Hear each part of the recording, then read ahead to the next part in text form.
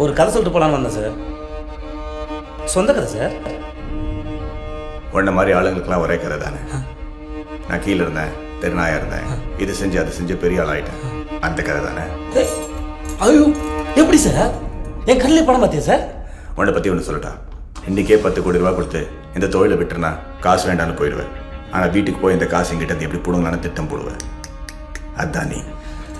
அதே 10 கோடியை உன் கையில் கொடுத்து என்னை விட்டுடு சார்னு சொன்னா விட்டுடுயா சார் நீ? என்னை வீட்டுக்கு போக சொல்லிட்டு எப்படி என்கவுண்டரில் போகலான்னு பிளான் பண்ணுவேன். அதானே சார் நீ? Good one. ஆனால் எப்படி பார்த்தாலும் நீ நானும் ஒன்று தானே சார்? ஏய், வால் இருக்கிறதுனால எலியும் பூனியும் ஒன்னாடுமாடா. சார் வீட்டில் எலி தொல்லை இருக்கிறதுக்கு தான் சார் பூனைக்கு மவுஸு. ஆனால் அந்த எலி பூனைக்கு பயந்து பொரியல் வந்து மாட்டிக்கிச்சு.